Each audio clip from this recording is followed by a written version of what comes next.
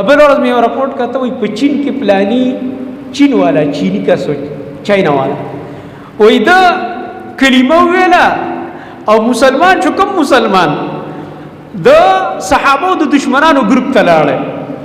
وای د علي صاحب کلمه ویله مال خدای د پیغمبر کلمه لکه جدا او د علي صاحب جدا ده لکه چې نو ما ویل ته په کفر کې زیاته وای چې کافر قاسم کافر خو د کافر نه بل کافر ته لاړل بل کافر ګروپ ته لاړل اوس به صحابه ته کنزل کې اوس ابو بکر صدیق ته کنزل کې عمر ته کنزل کې عثمان ته کنزل کې د نبی علیہ السلام په بیبيانو بل لعنتونه وي نو کفر کې نورم ډیر شتا فائدہ سو کړه په چاینا هغه کفریت کې د دینه خوي صحابه ته کنزل نه کول کنه قران خو دې ناقص نه غنلو کنه چې قران نیمګړی دی نعوذ بالله صحابه په کې ایتونه پټ کړی دا کفر خو درکې نو کنه ساده کافر وي اوس خو ګلدار کافر شولې لاړل پکې نورم تباہ برباد شولې تا خو به هغه اسلام قبول کړو کوم چې محمد رسول الله راوړو تا خو هغه شی قبول کړو چې هغه عبد الله ابن سبا يهودي راوړو عبد الله ابن سبا يهودي چې کوم دین جوړ کړی دی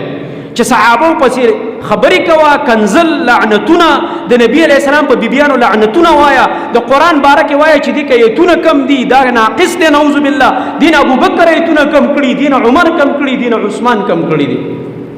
او د نبی علیہ السلام په بیبيانو پسې خبرې کوا او په صحابه لعنتونه وایا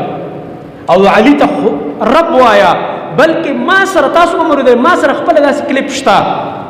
چې په منبر ناس تا په پاکستان کې او په اردو ژبه کې صفا وی علي هغه دی چې رب پیدا کړی دی نعوذ بالله په خبره لګی چې کوی نه شوي غرمه ده د ګوړې شروع شو وده خو نه علي وای څوک دی علي هغه دی چې هغه رب پیدا کړی نعوذ بالله دا عقیده چې د چا شي واه واه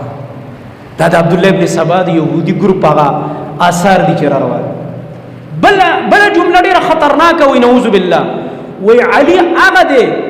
چې رب الله دا هغه دربار په خپل ګیره جارو کوي نعوذ بالله هغه کفریات به واوري چې په ژوند کې به د ابو جهل نم نه اوریدلی والله که ابو جهل د دې کفر ویلو جرأت کولای شو هغه به د الله نوم ډیر په احترام اخسته قرآن په دې ګواه دی چې ولئن سألتهم من خلق السماوات والارض ليقولن الله زمونږ رب وای کته د ابو جهل او د مشرکانو د مکې نه تاسو کې الله د اسمانونو چا پیدا کړی د ازمکه وای الله یې منلو د بیت الله خدمت مې په دینیت کوي دا د الله کور دی خو شرک پکې و الله اعمال برباد کړو د نبی رسول الله توحید دعوت قبول نکړو الله رب العالمین اعمال برباد نور د الله په نوم ډېر صدقې کولې ته چرګوړې لاله او تالوا پخې او هغه خان لالول او خان به لالول او خان نحر به کو د مکه مشرکان غټ غټ خیراتونه کول قبول تي نشو خو الله ته کنزل نه دی کړی داسې انداز باندې داسې کفر نه دی ویل لکه کوم کفر چې نن ته اوري لګي